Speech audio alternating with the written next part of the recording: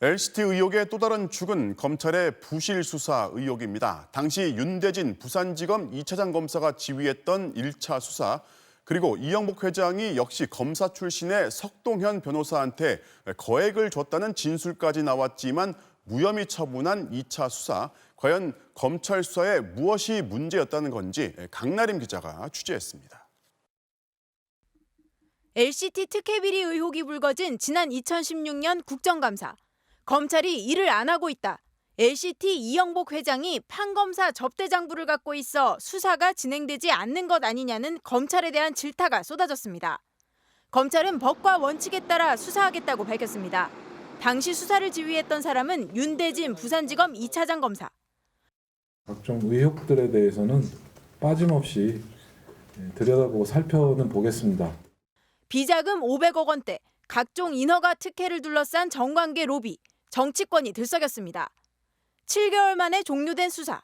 검찰은 12명을 구속 기소하긴 했지만 이영복 회장을 제외하고 정관계 핵심 인사는 현기환 청와대 전 정무수석과 배덕광 자유한국당 의원뿐이었습니다. 제기된 50억 원의 계좌금에 대해서 현기환이 사실상 묵비권을 행사하고 있는 관계로 출처를 확인할 수가 없었습니다. 불법 특혜 분양 의혹을 받은 43명에 대해선 대가성 여부를 확인하지 못했다며 기소도 하지 않았습니다. 2017년 부산참여연대가 43명을 또다시 고발했지만 이번엔 이 회장 아들 등 2명 외에 41명을 무혐의 처리했습니다. 같은 해 LCT를 투자 이민재 지역으로 지정되도록 도와달라며 이 회장이 법무부 출입 외국인 정책본부장을 지냈던 석동현 변호사에게 3억 원을 줬다는 의혹도 터져나왔습니다. 당시 검찰은 석 변호사를 한 차례 서면 조사만 한 뒤 무혐의 처리했습니다. 고문 변호비였다는 해명이 받아들여진 겁니다. 하지만 석 변호사와 LCT의 관계는 끝나지 않았습니다.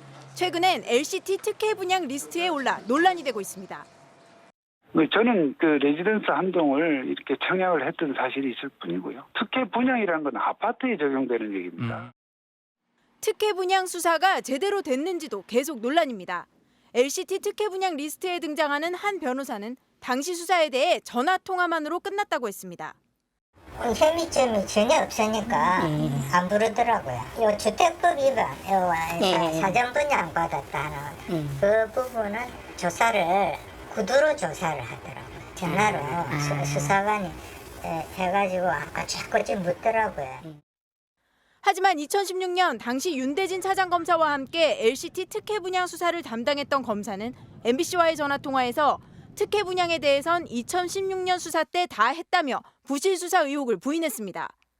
특혜 분양 리스트와 함께 진정서를 접수한 부산경찰청은 이 명단을 작성한 LCT 관계자를 어제 불러 조사했습니다.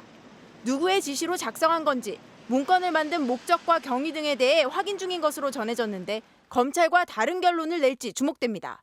MBC 뉴스 강나림입니다.